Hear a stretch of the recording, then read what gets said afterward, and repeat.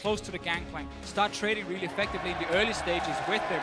So I think we might see Febiman take the gangplank to mid, and then you get a counter pick up top instead for Huni. But they can obviously change it. This is the good thing about flex picks and why they're so strong in the meta. And if this Anivia gets locked in, by the way, everybody in Edward Gaming is a melee champion, with Thresh being the longest range on the list. So that Anivia could cause a ton of problems for the EDG roster. Yeah, for the same reasons that Gangplank is fairly good against Mordekaiser, you know, all the AoE zone control, so is Anivia. But they decide to go for the Azir instead. Okay. I think Kassadin is doing really well against a lot of these control mages. Yeah, he can hop right over. He can hop over it, he can sit early on and just try and kind of farm and sustain. He will get pushed into his tower. So we need to see if Febiman will just sit there and try and chip it away slowly but surely and get an advantage for Fnatic. But you don't normally roam that much on an Azir.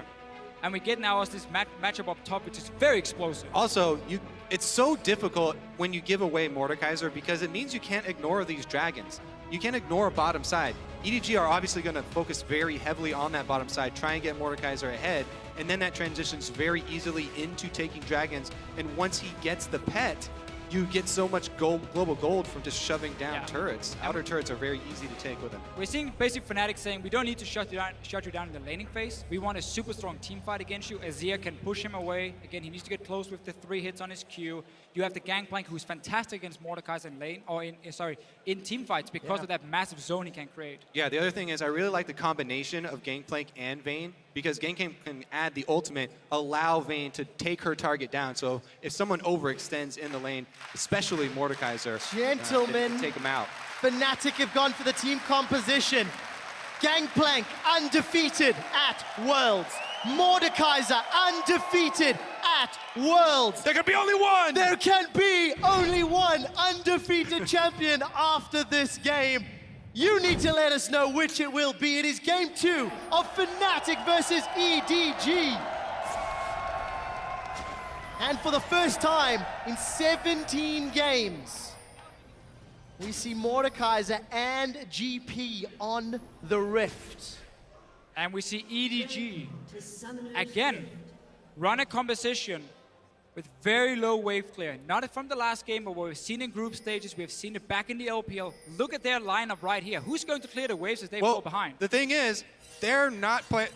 Yes, not playing to of fall course behind. you never... Okay, I stopped myself. You're never planning on falling behind, but this is a team that relies so heavily on snowballing that if you fall behind anyway, then there's not even that much point in having wave clear because you're probably not going to come back anyway. So you all in on this strategy. You have the early game. You're going to try and snowball. You're going to try and get that Mordekaiser control. Fnatic, though, they're going to go in and get those deep wards down for the lane swap. EDG got that lead in game 1. And if it wasn't for 3 Baron power plays that netted Fnatic plus 15,000 gold, they may not have come back into that game. I feel like that was EDG trying to adapt to, to this new world meta that they've seen and that they've experienced, playing against Origin and seeing all these teleports. That is something that experience is crucial in, and they were unable to come up in the mid and late game calls and try and make that work out. My question is just, did you have to fully commit to this style of we cannot fall behind no matter what because we have 0 wave clear? That Kassadin could have been a more safe choice, like a Victor, offering some wave clear by still having super strong side lanes with Fiora and the Mordekaiser. Oh. Fully committing to the zoning tween turret farming. We'll call it mid-rift. Mid-rift. Gonna get themselves the wave. Cora's gonna be holding hands with Clear Love.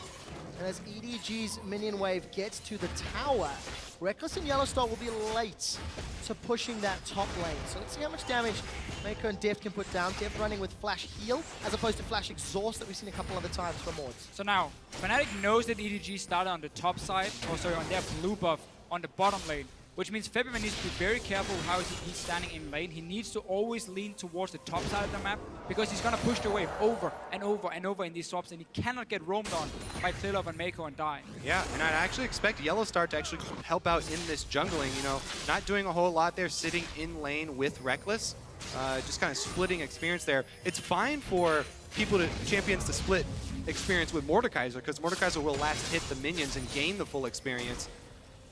But Vayne definitely wants to have the solo lane to be able to try and keep up with them. Obviously, EDG investing into the fast push, the one we have seen a lot, the old European lane swap now become the meta. Western. The Western, fair enough. You'll get that one as well.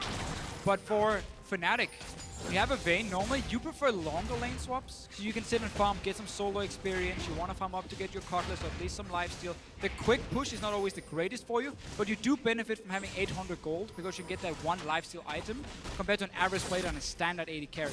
Mordekaiser, though, is probably going to build towards the Rylai's as his first item, not getting any gold, giving everything over to Koro. Another change. Yep, they give the freeze, they give the full tower gold to him.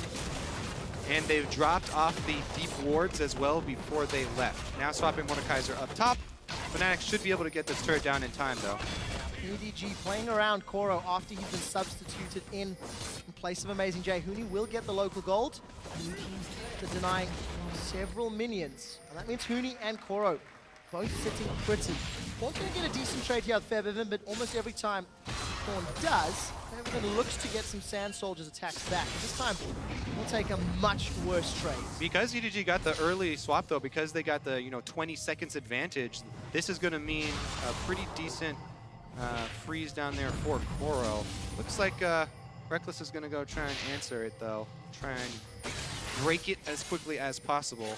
So Koro knows that Fnatic is going to send that bottom lane down here, so that's why he can't stay for very long. What some top laners like to do is just push as many minions as possible right here, knowing he's going to get zoned away now anyway, because what Fnatic can do now is they can threaten a tower dive on Koro. Once this massive wave hits the bot lane tower, Huni can teleport down and 4v1 dive him, give another tower over to Huni and give him massive gold. Both sides can do that, though. The problem is Huni is so far back. Right yeah, now. but Huni is ready for this one. Look how far back he's on the map. Koro is actually now is running. taking his time getting out. Fnatic had a small opening to commit instantly, but then Koro already started running away. So both top laners are reading the situation. They don't want to risk getting killed on their own turret, and don't want to be greedy for these massive minion waves here. Managing to stay alive. Huni's grabbed himself an early Avarice Blade. You can see Def the Mako pushing up in the top lane, and the big stack for Fnatic pushing down bottom. So this right here is actually why I prefer the top laner to stay in lane a little bit longer before he recalls at first. So he can push a few minions and then go back to base because he's gonna get zoned anyway. He's doing nothing right now other than try and get some experience from these minions, so he's gonna be forced away.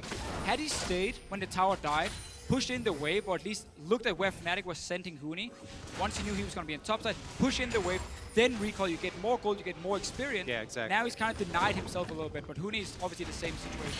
Yeah, and it does mean a lot to lane swap and deny Gangplank because Gangplank's gold income is very snowbally because of the Q and because of the extra gold that you accumulate. Enables you to earn gold quicker.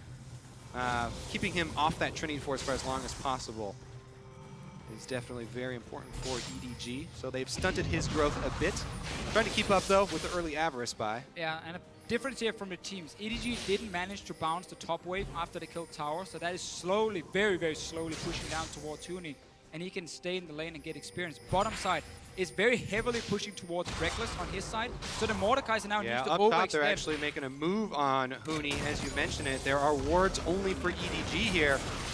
Huni's in so much trouble. He does not manage to flash away. He's going to get the movement speed buff. They get a little bit more burst from his passive. And here is Yellow Star. The Unbreakable is not going to be used just yet, and Yellow Star's in trouble. He's now in full retreat. They'll find the support to Febiven, and First Blood really easily picked up by EDG. Yeah, if you're going to commit that far out into a long lane, you have to first get your defensive vision, and Fnatic fairly slow in setting that up. Great punish there by EDG, going deep on the red side. Great move and a mistake from Fnatic not having backup for Huni, but he can go bottom lane now and pick up this big wave anyway and get more experience and farm.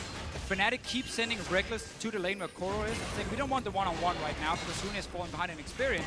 We want to keep bullying you and force your way, so you can see Koro is now farming the Grump on his own to get something, and Huni is here getting the farm, and this time Fnatic realizes we need to have backup. Rainover shows up and then body slams randomly a minion. Well, Death Sentence does get connected by Mako into a flake, and Deft and Mako are going to back themselves out. A lot of HP already secured there for Deft, and Reckless has farmed up to the Cutlass. Still pushing out that top wave, but it'll get risky if they continue to stick around. And Dragon number 1. Let's see what EDG can do with their very first secure. So here's Send it mid. where we might see a problem with the Cassidy when it comes to pushing in these towers, but a lot of damage. That on mid the turret is Vivint. going to die when Yeah. the Dragon Ghost comes over then. Here comes. If they force the Vivint back, I mean, he does have teleport, They but need to do it very, very quickly if they want to hold it, but I don't know if they can. Very, very good trades though in the mid lane. It's what the Cassidy can do, especially after level 6. He can out-sustain you and keep trading. Dragon has no minions though. Just be able to deal a little bit of damage for now. Look at the top lane, Reckless and Yellow Star. They're going to be dancing with Koro. Teleport comes out for Febivin. And in actual fact, Reckless and Yellow, they play it safe. Yep. They back themselves out. TP, I think the threat was enough to thwart at least Deft's presence. And they're going to sacrifice the Ghost of Dragon Pass. you get the last hit though. Let's take a look. Run away! Oh! That should give a dragon buff, just to balance out Mordecai. Whoa, whoa, whoa. What? Interesting concept, Official. Hey, you killed the dragon. Yeah. Should get a Dragon's reward. Well, it is an undead dragon, so maybe the buff is only secured from its life essence, not death essence. EDG going to group themselves up in this middle lane. Corners move down to the bottom. Makings of that Rod of Ages. Does have teleport available, as does Koro, as does Huni. So the only TP down is Febivin from his previous defense. Rooney is still behind in experience because he died up there. Fnatic tried to leave him in lane to get as much farm before recalling with him and catch that big wave on bot side. He just lost a little bit more for it, and Koro got a kill as well, which of course is huge in the early game. Yeah, and again, the ramping nature of Gangplank's income here, they've really been able to set him behind. Only 81 gold off of the parlay, 131 off the Avarice, so even the Avarice doing actually more work. There have been so few minion kills by Huni, and the passive tick doing work. And now the key thing for Fnatic is always try and get the wave pushing in the mid lane where you have Febivin sitting.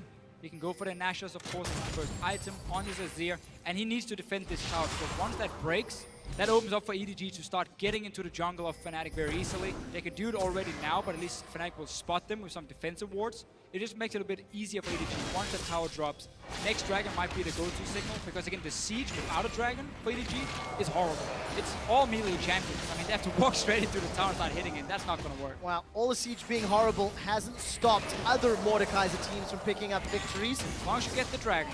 It's the key, the crux of it. Another key is that Huni now finally has gotten level 6. That experience soaking at the bottom turret that you're talking about definitely rewards them. You know, cross-map wave clear there every once in a while for the Gangplank ultimate. Since he's under-leveled, it's not going to do home much in the team fights, but definitely going to help out with wave control. And we talked earlier about how Vayne as well needs to get a solo lane. Get some experience going for yourself. Get that Blade of the Ruined King. So because Fnatic had him sitting on top side, Reckless that is, with no teleport, honestly, EDG could have pressured this mid tower a lot more. More deep vision coming in. You have double teleport and Def was sitting mid. Get down this tower. Yeah, the ward placement pretty much tells everything of where they want to work off of here. Double pink wards up on top for Def. EDG going to clear one out right now, though. We are going to see the first instance of Reckless versus Deft. Vayne into Mordekaiser right now. Braum Vayne definitely can chase him down, but it's going to be about global pressure as well. And what's so exciting, oh, a little bit of the taunt there from Koro. What's so exciting about this Def v Reckless matchup that is setting up is now second game in a row, two completely different AD carries for both players. And we need to see whether or not Reckless can still pull off Vayne. He was known for Vayne 2 years ago when he was progressing through the amateur scene, but has not been relied on to play that in at least the recent years. He was the big carry in Fnatic 1 year ago. Yeah. Almost everything they did was go and build comps around Reckless, let him carry these fights. Then he joins Alliance, he tried to do the same, didn't really work out for him. He returned to Fnatic and now have Huni in the top lane, and the whole game plan is different. Yeah, EDG really playing their game plan very well here, though. They've kept up the pressure on all the side lanes. They're trying to close the noose here now on mid lane. It's up to Fnatic to put down defensive wards, because a lot of the movement is going to be between Fnatic jungle, between the lanes here. And EDG are passing through wards ever so slightly here, so Fnatic can see and make the proper adjustments to defend only thing I would have liked to see from EDG was just put more pressure on this mid tower and threaten a dive against February. Force him to always take a very fast step back so he can't start instant clearing the waves, because that's what stops EDG from getting damage on the tower. Whenever Vayne is sitting in the side lane, she's not doing anything. She's stuck there. She's going to sit there forever and do nothing else than farm, so you have a numbers advantage in the mid lane. Go and put all that pressure on February and force him away, take that mid tower. You have to, while Mordekaiser is good at pulling off tower dives, you have to be so careful thinking about the displacement that Fnatic have. The Azir ultimate, the Gragas ultimate, and Gangplank Global. Wards, that is really, really difficult to pull off. They have good vision though. And that vision may allow EDG the pressure. Ooh, that's a fisher you've been talking about. Putting some threat on this tower with 30 seconds until the dragon spawns. And look at the difference here, how far back February has to stand before he can start clearing the wave, just by EDG sending 3 guys into the mid lane. He runs all the way back behind his tower, they get a little bit of damage, a little bit of poke onto him, and they keep the pressure going, because you can see everything with these deep wards. EDG is a team, once they get the map control, they can take over the entire map and then keep it, because they have so much deep vision. Wants to, and I'd even go further and say they have to, because remember how hard they've committed to this style. 7 seconds left on the dragon coming up. I think that they've done enough to secure this one. That vision you're talking about should enable them to take it fairly freely. And the turret in middle being so low, this might be the last thing to knock it over. This is all they were waiting for. Chip away in mid tower, keep a bit of pressure on it, take that dragon, go and secure the tower, push Fnatic even further back. Reckless does not have a Blade of the Ruined King yet, even though he's been sitting and trying to farm these side lanes so often. And EDG really showing why Mordekaiser with his early pressure can be so deadly. Once the tower goes down, Fnatic is here to try and defend it with 4 members. Well, Unbreakable will block those dragon auto attacks, and the dragon is getting chunked. Death Sentence finds Reckless, but there's no follow-up, and the dragon should drop shortly. Hold up there as Koro is challenging Huni to a duel. Flash away from Huni, flash forward for Koro. The cannon barrage comes down, and Huni does stay alive. They trade ultimates and flashes, but that's a big loss for Huni.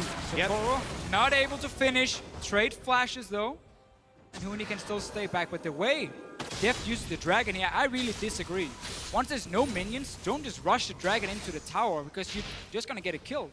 It has enough time, you can wait for another wave, use it then to get some damage on tower while they have to clear the waves, not just suicide before dragons. It's inhumane and it's wasteful.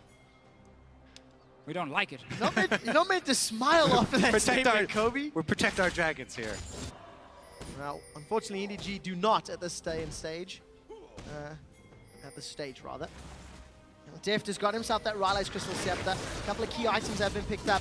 600 gold in Reckless's back pocket, getting closer to that Blade of the Ruined King. Huni as well. GP asks the one question, do I have Trinity Force? I'm so excited for the first team fight, by the way, between these two. I want to see if Deft is going to be able to pull off a flash third bonk charge of his Q to actually be effective, because it looks fairly difficult. Let's go over the zone control. I talked about that being the #1 thing against Mordekaiser.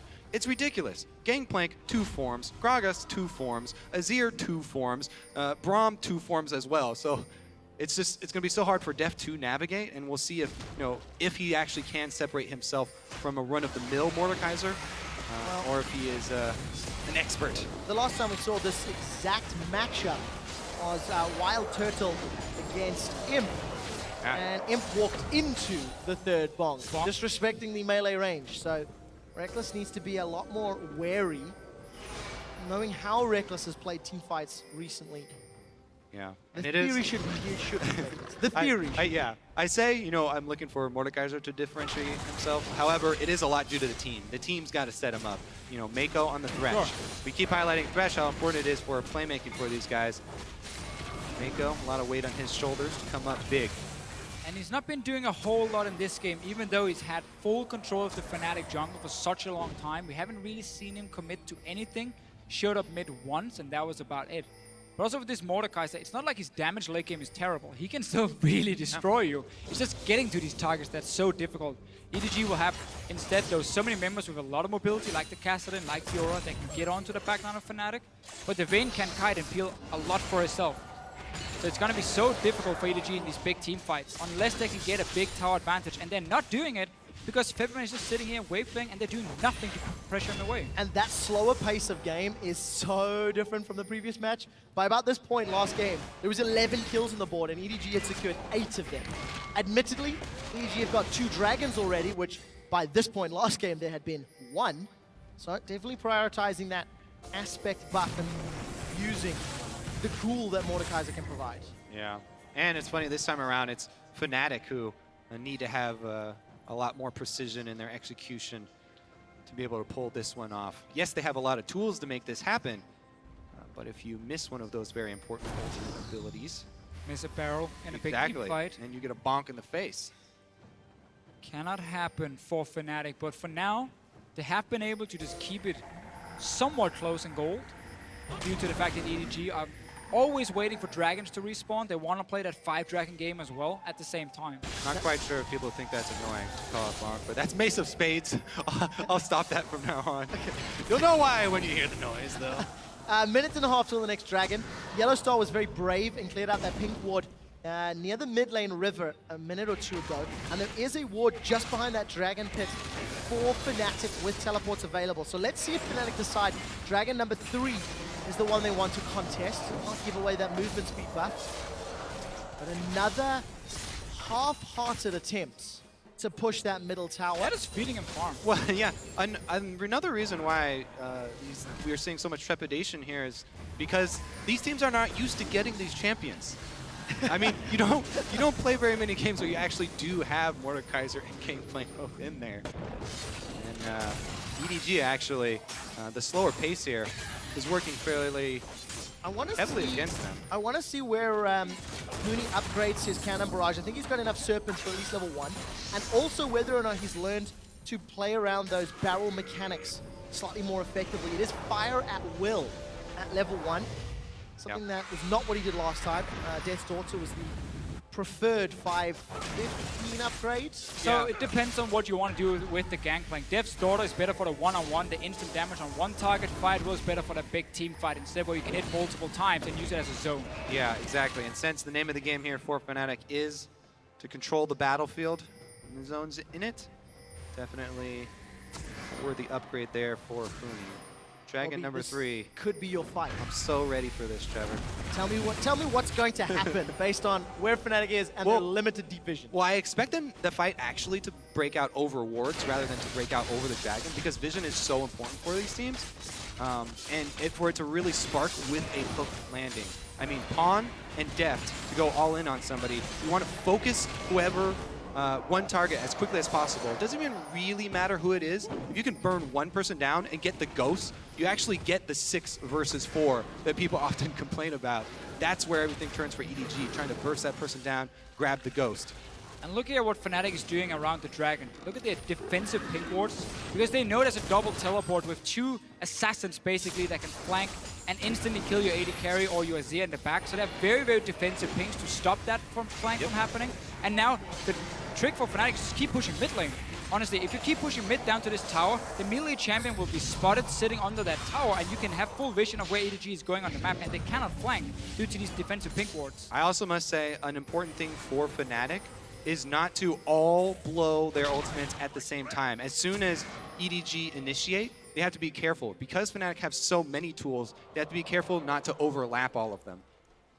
But it is a good setup for now for Fnatic. EDG obviously is going to look to try and challenge it, get in there, see if they can get some deep wards behind Fnatic, so you have that flanking option with double teleport. And it's always a fun little pre-fight over vision and control of the map before the dragon starts. Honestly, the reason that we put so much pressure on the early game and the snowballing and the team comp that EDG have put together here, the slow pace of the game into 21 minutes here is actually fairly good for Fnatic. Huni's been even able to farm up in the top side, sort of freezing there to the Trinity Force, and does have the high impact barrels now. So that's another reason why vision around Dragon is going to be so important. If you can set up barrels in the brush, then you get the chain reactions that really turn a team fight. And you mentioned, Trevor, this EDG being very melee heavy. One barrel can take out the whole squad. Yeah, we'll see whether or not Huni can make that land. I've heard from production that there is a keyboard-related issue with Rainover. the Q key, actually, specifically. So we're getting that Doesn't seem resolved. very important. Getting that resolved right now. And then, of course, we will get back into this. So we've mentioned the zone control excessively. The setup is in place. You can see the goal difference between the respective lanes, or really lack thereof. This is a very even, very static game that could be broken wide open by this very next team fight. Yeah, and because Fnatic has been able to defend that mid tower, even though there's been 2 dragons for EDG already. Yeah. And just Febvman sitting and wave playing for most of the time, except for that second dragon where the rest of the team came in. EDG, again, has just been farming. They do have a team, though, that does really well with 1 or 2 items, like the Kassadin. Often the big spike for him is get 2 items, get the fully stacked Rod of Ages, and you start having enough power to really assassinate someone. Mordekaiser as well, once that Rylai is coming in. So it's not all terrible for EDG getting these big items, but they cannot now afford to lose a fight, because then the game simply just runs away from them. Now, game running away, EDG have got great scaling in their Kassadin and Fiora, questionable in Mordekaiser because it's so dependent on finding that third Mace of Spades. I quite like the tools that Fnatic have going forward, but it then relies entirely on the communication. Yeah, execution and not is key messing here. up, right? Yeah. I've just heard from our stats guy that Reckless has currently dealt, I think, 374 damage to champions. So, Fisher, you talked about him farming those side lanes. 153 CS, Blade of the Rune King picked up, and sitting on 1,200 gold. So he's making his way towards his second item. But, at what point does he become powerful enough to actually deal with Deft, who's got the Hextech Revolver and Rylai's? Well, we hopefully should never see a Reckless alone versus Deft situation. Fnatic is going to do this as a team, but when it comes to his damage, I mean, we know the scaling of a Vayne. Blade of the Rune King is the first important one, where he can start handling himself. And if a big team fight happens now, he can do decent damage if he gets to sit an auto attack. Also, I have to say, the thing you need to keep track of is levels. Don't forget about the passive here from Mordekaiser. He's got 2 levels up on Reckless. Yes, the items are going to be fairly similar with the amount of gold he's been able to collect as he goes back to purchase next, but the extra levels there for Deft, definitely adding a lot of stats. And we can also see EDG later on in the game start using the fact you have Kassadin and Fiora, both of them with teleport. They are in the side lanes. You can even set them in the same lane and go 2v1 against Huni. Like, jump in. You have the mobility to do it. Because Febvman is the wave play with the teleport. He's the guy sitting mid lane for Fnatic all the time. So he cannot respond to the side lane pressure of double TP. There's a lot of ways EDG can play that out, either split push the whole thing or jump up to each other. Just to explain to the guys in-house, the players did unpause the game to test whether or not Reignover could cast Q. For obvious reasons, the test did fail, I'm afraid. So the guys are busy triaging the problem. We need to get that spell once again resolved. We will continue to troubleshoot that. We've broken down some of the mechanics here, individual plays, the team fights. Where do these teams now sit in terms of communication, right? Because this dragon fight is impending. Fnatic actually backed away just before the pause came in. They set up, they siege middle, they peeled back. So Fisher, you've touched on the defensive wards, and Fnatic are now on their line of defensive wards. They've had a good 10 minutes to set up how they want to execute this next team fight. So both teams should be very ready. It looks like, EDG have moved in. They have to clear out some Fnatic vision before they set themselves up, though. And that is the key thing for EDG and why they're moving back in. Febvman needs to keep pushing mid over and over and over. But you also have to be careful when it comes to recalling close to a dragon. If you do sit on 1,1600 gold, you really want to go back to base. You want to spend it all, but you can't because instant dragon is going to be started then, and that's what's going to cost it. Fnatic, if they give up another dragon to EDG, not only is it going to be 3 dragons for 0, that dragon should matter when it comes to taking down that mid tower. So let's talk dragon mechanics. 1 and 2 were not good. We've seen Mordekaiser 4 other times at the tournament. Right. Martin, you are the dragon aficionado. Freak. No, you were real excited about it the last time. So I used to hate that dragon. But now I'm starting to loving it a little bit more, just a little bit. But I think the way Deft is playing with it is really wrong, because what he's doing all the time is he's going in, he sends it straight into the tower with no minions, and Fnatic just sits there and hits it and just kills it. And because it's 3 melee champions, or even 5 maybe, 4 of them, sorry, Thresh can hit from range, EDG can't follow. The dragon is not enough for him to go in and hit the tower. So they just send it in and kill it. They don't use the minion waves at all, and that's a big mistake. My question is, are they going to let him retake this test? Is it graded on a curve? Come on. They need some help. Looks like we're going to have to send it over to the analyst desk, though. That we are. Unfortunately, guys, we will head to the analyst desk. I'll keep you entertained and informed while we resolve the problem. That we will. Thank you very much, Quick Shot. There is seemingly an issue with Reignover's Q on GRAGAS. Now, there is the proposed situation, which there's a known bug with GRAGAS where you can't use your Q until you die. Yeah. So right now, we have officials discussing what will happen, whether or not it is an issue with the keyboard or the game itself. In the meantime, gives us some time to discuss. Drastically different strategy here by EDG with abandoning the triple TP. They still have the Fiora on the top lane, but a Kassadin, a Mordekaiser, and a very interesting, and that was all initiated by Fnatic, leaving Mordekaiser and GP up in the picks and bans phase. And that's really brave, because one thing that we learned about EDG in the finals, actually, is that Pawn's Pirate is, like, really good. Like, his Gangplank is really feared in the LPL, and he was playing at mid lane a lot and was getting really good success rates with it, like farming up an absolute monster. And because Clearlove is more of a go into the enemy jungle, Pawn would, like, clear mid wave, go to Wolves, clear mid wave, go to Wraith. Here we're getting, like, 70 CS. An homage to the French crowd with the wave. Nice to see the audience taking it all with a grain of salt and keeping a good attitude. As we are in the pause. Continue your point, though. Yeah, so I was really surprised they went with Mordekaiser, and what surprised me even further is how slowly they've played this game. Like, they are slow playing, and all melee comp against Azir. This is very dangerous. Yeah, for sure. They have a lot of scaling, though, right? You have Mordekaiser, who does a lot of damage, but you have Kassadin, who will be a large backline threat to the Azir and the Vayne later on. And these are all squishies, right? Everybody that you go after on the side of Fnatic is going to be a prime target for Kassadin. They don't have a lot of wave clear here. You're kind of relying on the Mordekaiser. It might turn out to be a problem for them, but they can just stall out for 5 dragons. That's really the win condition here from EDG, is get skirmishes when you're hitting power spikes and get your dragons. And then at that point, Fnatic won't have a response. It's like the first thought that comes to mind is obviously you pick 4 melee champions into this composition that just loves situations when you run into them. You have Vayne, Azir, Gangplank. Obviously, on paper, it looks bad, but what we need to highlight is the fact that EDG have stronger matchups everywhere, on bottom, on mid, on top, and of course the Drake situation that we spoke about, but I feel they need to pick up the pace. They're playing way too slow, and I feel like Fnatic eventually is going to be in a position where they are stronger than them in a team fight. And there's one strategy that was really popular in the LPL that I feel we have to talk about just because of the Mordekaiser, and like you used to see it in like Season 1, and that is Kassadin has, with Athene's, has a mana reset on his W and Athene's. So he sits in a brush and just spams his ultimate, right? Until he, like, has all these stacks. Def Flash ults the Vayne. Pawn just runs out of the brush and one-shots a Vayne, and then they win the team fight off that. It's very, very cheesy, and you used to see it a lot with DFG Mordekaisers. I know you're a big fan of it. But if you're able to get that AD carry, things like Baron, things like turrets actually become really easy to take. So we'll see if they're able to execute on a team fight, because I feel like unless they get, like, the dream play, the kite back is so good on Fnatic's lineup right now. Yeah, that's the thing, is as soon as a Rylai's Crystal Scepter comes out for Febivin, you're not really going to be able to get to him as a Mordekaiser. If he's playing it perfectly, you're never going to even get close. You're going to blow your flash. Still, Febivin has ways to disengage you. So it's just that one key moment that Deft is looking for where he gets to bop a primary target.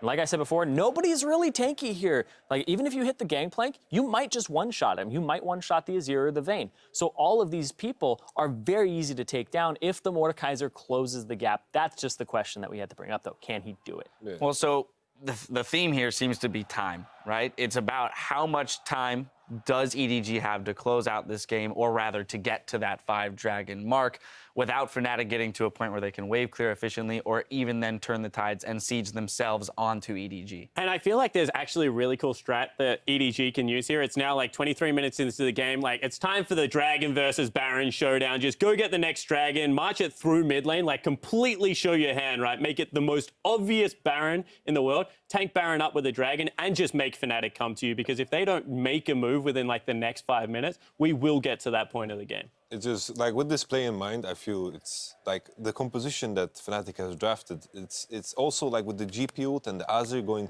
over the wall, I can imagine it's very hard for EDG to do the Baron, because they don't have, like, the quickest way. Oh, they shouldn't commit to it. Like, after Fnatic comes to you, get the heck out of the forcing the fight, I like it too. I like that. Forcing the fight, that's something they need to do. Because something that I want to talk about as well is, like, the Kassadin, because I've been hyping Kassadin all the time. We saw it yesterday as well, but Faker kind of died a lot of times in lane, sure, but I don't think that's relevant to my Kassadin point. I really like the confidence. I love that you called yourself out on it, so it's great. But then he deflected it for himself. It's not relevant. Come on. Kassadin, of course, I like the fact that Pawn is brave enough to blind pick it against a player like Fabiven, because Fabiven has been criticized for a small champion pool. In this tournament, it hasn't been noticed because how the bans are structured. Nobody's targeting the Victor bans, the other bans. But Kassadin is really good against all those champions, like against the Victor, against the Azir. And the buff on Kassadin was immense. So he can start doing exactly as you said, just charging up in the bush and just one-shotting people. And Pawn's 15-0 LPL. Yeah, the funny thing, too, is you can also do that in the fountain with Home Guard and TP. And then you have full mana for We the are fight. so cheesy. We are the cheesiest That's the thing is Pawn strikes me as a cheeser. Ranked fives, here we yeah. come. We're gonna play Mordekaiser with a Home Guard TP Kassadin, one shot. I'll zillion you, like, you'll be flying, man. Oh, my God. I do want to talk, though, because we had a rather lively discussion about how exactly Kassadin fits into this composition. Because EDG has locked themselves into a 5 melee comp, it is making it very hard for them to siege. Would it not have been beneficial for them to, say, for example, pick up the Azir, which was the discussion we're having, in place of the Kassadin, if only to enable a little bit more siege? It would have allowed them to take turrets. It would have been a different direction to kind of take the composition, because otherwise this is more, we can have these spread out skirmishes instead of team fights, right? Like they have the split push going for them, right? Koro has priority in the top lane over Huni at the moment, and he's continuing to just get little chunks off of turrets, and it's hard to get some pressure there. But then if you start a skirmish on the other side of the map, you're in a good spot. So Azir would have been a completely different take, and there's more counter picks to it that you can run into it, because it would have been blind. Yeah, and as I was going to say in the pregame, there's kind of this arrogance about LPL teams, and that is the fact that if they're even or ahead, they feel they're a better team, and then they shrug off victories like defeats like it's nothing. It's really weird when you watch them play, and EDG would have been like, we have a one-shot comp. We're not going to diversify it. We're not going to do anything. They're very tunnel-minded on how they want to play the game, and, you know, it's good because it makes these bloody games and they, like, run at each other a lot, but it also does have very significant weaknesses, like LGD's stubbornness of not banning Mod. I would say that's, once again, they would be like, we've played it in scrims, we're better than Mordekaiser, we're just going to leave it up. And they got completely crushed by it 2 games in a row. Like, EDG, to me, have kind of done a similar thing here, where they're just, like, confident in their own gameplay, and it's probably going to bite them if the game goes for another 10 minutes. Yeah, for sure. I want to like speak a bit more about the Azir in particular, because sure, it might not fit into EDG's idea. It's just the fact that it's just so hard for them to play their composition against Azir. Yep. We see them struggle, sieging in the mid simply because Azir can stand there and just relax, kill the minion wave, and also PU for the Vayne. I just want to throw out an update. We're still troubleshooting the issue on stage. No ETA as of yet, but we'll keep you informed as it comes. Again, gentlemen, so to your point about, you know, basically it would have created 2 different style of compositions. It kind of ties in with what you were saying in the pregame, which is that EDG is a team that is going to force you into decisions. Yeah. We're going to force you to make a decision about how we're dealing with dragons, because we're going to get to 5 unless you proactively stop us. And the crazy thing is that Fnatic's Game 1 comp was a very, like, all-in, like, 5 people stack on top of each other comp, which EDG are normally comfortable playing in, and they didn't pick that kind of comp. So this time, EDG went, well, we're going to pick an all-in, like, stand on top of each other 5-man comp. And Fnatic's done the opposite and said, we're going to play the disengage kind of pokey comp. So, like, they've actually completely swapped roles in this series so far. Shows the diversity of both teams. And the fact that they can both execute it up to a 23-minute mark is, once again, just fantastic League of Legends. It's completely different than their tendencies as well throughout this entire tournament. Like I said previously, EDG has the most assists per kill, which is indicative of a team fight team. They're running skirmishes. And then the exact opposite is Fnatic. Their second least assists per kill out of all teams in the tournament. The only one that's ahead of them is AHQ, right? So this is Fnatic, who usually runs skirmishes, running team fight. And this is just showing that they have those different hats. They have that versatility, which you need to have as a team. We've seen all throughout Worlds, people, NA, RIP, having one strategy that does not work out because people learn it. And this is great, because when you throw out different strategies and you have these different things, you throw pick bans off. And in the state the pick ban is right now, you can only get to throw off one strategy. I want to take us back to the beginning of the game. We're hammering a lot on the compositions, but now I want to look at the way it was played out a little bit, because we had some criticisms about the Chinese team's ability to deal with the lane swaps. This time around, they seem to be a lot more comfortable with the way that the lane swaps are working out. I think that it was, like, in terms of European lane swap, that what people like to call it, I don't like to call it that. Didn't start in Europe. Yeah, I know, exactly. You know, like, lane swaps to me is like chemistry, right? It's the same everywhere, but it's just a thing about reactions to what people do. Just like chemistry, when you mix different got it. things. Yeah, you got it. You got it. This is beautiful. You guys are looking like question marks. I'm telling you. Tell me the story. Keep going, man. Talk to me. In that case, it was played like perfectly. You know, like the top lane is coming into the wave that is coming in, and the bot lane is going to the wave that is coming out. That is lane swaps. I like it. I think actually Fnatic was a team that made the first error in the lane swap because what happened is Koro burnt Huni's ultimate and summoner spell, and then they felt like they couldn't control dragons, so they actually sent their bottom lane back top lane, and they kind of started this situation we're in. Whereas if they had have sent the Vayne down, it was only a 1 level difference at that point for some reason. Normally you're 4.5 to 6, and that's when you get the dragon as Mordekaiser. Reckless had reached level 5. I honestly felt they could nearly have contested Dragon 1. And if they had have got the first Dragon by a stroke of luck with the GP ultimate and then the Vayne being able to kite out very well, this game would have been like, EDG would have nearly had to roll over from that point. You drop a Dragon with this composition, you are in very big trouble. I feel like in that particular scenario, like Mordekaiser kind of causes this very strange scenario. Like in this case, like in lane swap, usually you send your bottom lane top lane because that is the way that is coming out, as I just explained. But with the Mordekaiser in the mix, it kind of changes your priorities in a way. Yeah, I think you have to give up those creeps, as you said, for the gangplank to just make sure your bottom lane goes down bottom to just contest that dragon, because I completely agree with you. I also feel Gangplank ult is just so important in this matchup. Hugely impactful spell. Gangplank just as a champion, right? He's farming, he's getting extra gold. Also that, farming, hugely impactful champion. And while he's farming, he's getting assists across the map. But we haven't seen a lot of fighting in this game just yet. It's all of that just stalling out. And like we said before, it's time. And also another thing, like, because I'm a jungler and I was watching Reignover during the lane swap, he's taking some CS there. Like, he's 18 CS after. I'm sitting there, I'm like, those aren't jungle creeps. Right. We were looking at the difference between Reckless and Deft was pretty large for being, you know, it was 20 4 to 28, or 5 minutes into the game. Percentage-wise is huge. Yeah. I do want to look at the junglers, though, because it was another thing that we brought up. We brought up earlier in the day and before this game, the Reignover and Clearlove matchup. Game 1, Clearlove got the better of him 100%, was running him around. You know, this time, given the lane swap, they haven't had a ton of interaction with each other, but how do we feel Reignover is stepping up or not in this game? It's kind of funny because the lane swap, in a way, hid Reignover and Huni from Clearlove and Koro, because in the last game at 16 minutes, there were 8 deaths for Fnatic. 7 of them were Huni and Reignover. They were getting smashed in the top lane, and Reignover just, he seemed a little off. He wasn't watching his tremor sense in the previous game. This game, you know, aside from the bug happening, which is not his fault at all, he has been kind of just playing around the map, not to the best of the degree, because EDG is actually controlling vision.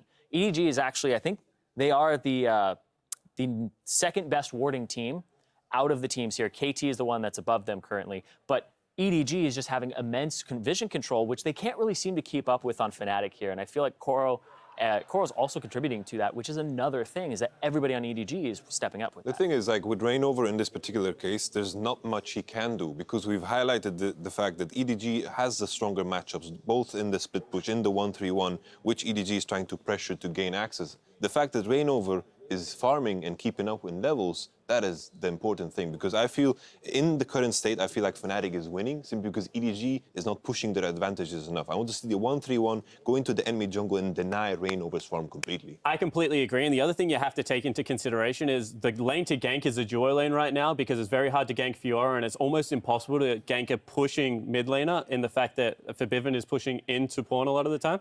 And you do not want to Gragas gank Mordekaiser. It's very easy to prep the Q with Mordekaiser, and as he flies into you, just completely destroy the Gragas. I actually give credit to Reignover here, because I thought he would tunnel vision on Rek'Sai to the point that they would prioritize it over Gragas. And I feel that EDG wanted Gragas in this composition, because with the mid lane turret still up, it is so easy as Gragas to sneak around the side, chuck your ultimate out and give an alley-oop to the Kassadin Mordekaiser. And Reignover had enough courage, I guess, in this matchup to not prioritize his better champion and take the Gragas for the team. And here's the thing as well, when you look at that, between that, Rek'Sai versus Gragas, Gragas brings way more disengage to the fight. And if you want to set up a 1-3-1, Fiora split push, Kassadin split push, you need a disengager in the 3-person, and they don't have that currently. So that might throw off the 1-3-1, because right now, who's going to contest Kassadin in the split push lane, right? There's nobody on this team who can do it. You don't send Azir to go deal with it. So. Who's going to contest a Fiora? Yeah. Gameplay's just going to get dogged. You have two major threats. Many things left unanswered. Now, as we continue to investigate the issue on stage, let's hear what Fabivin thinks of his lane opponent, Pawn. He was extremely good, but no, I think I was pretty bad back then, and I improved so much. And what he's good at is playing for his team. He can basically play whatever. His laning phase is really solid. He plays most of the champions. He plays really good for his team. He roams a lot. He sacrifices himself for the team. And that's what he's good at. We have some statistics here, just so we can continue to facilitate conversation. Fabivin was up 30 CS at 10 and 39 CS at 20 minutes in Game 1 as Victor versus Twisted Fate, and was 36% of the team's damage, going 5-1 and 10. Yeah, I think Fabivin's been having an amazing tournament and showing that this rookie does have a ton to show. He's had so much potential since he first got on the Rift and we saw him in Challenger, and now making it to the place where he could go from quarters to semifinals and top 4 team in the world.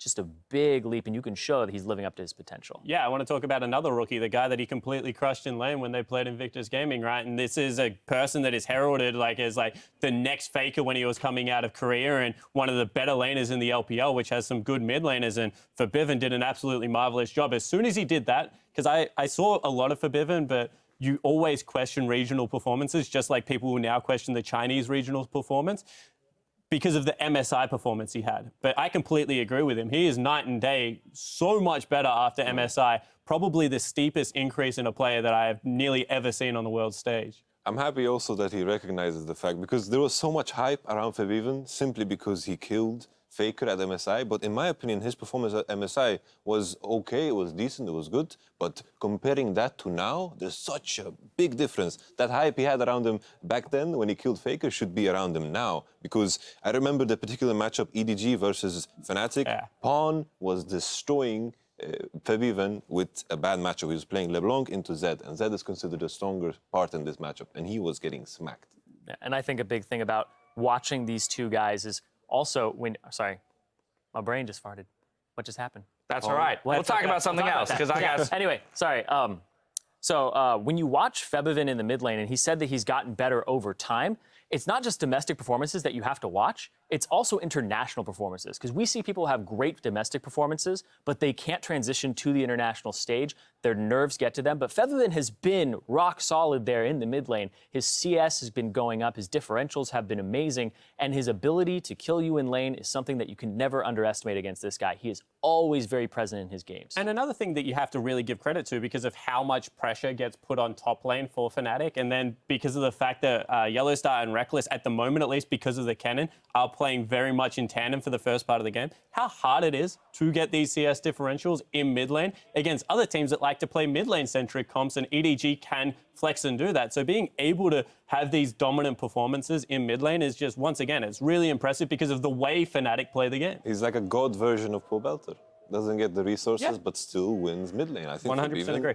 Marvelous play. However, in this tournament, he has actually gotten the second highest gold share on his team. Traditionally, coming into the tournament, we were looking at EU mid laners as having the lowest percentage of their team's gold, so that is indicative of the region generally starving their mid laners.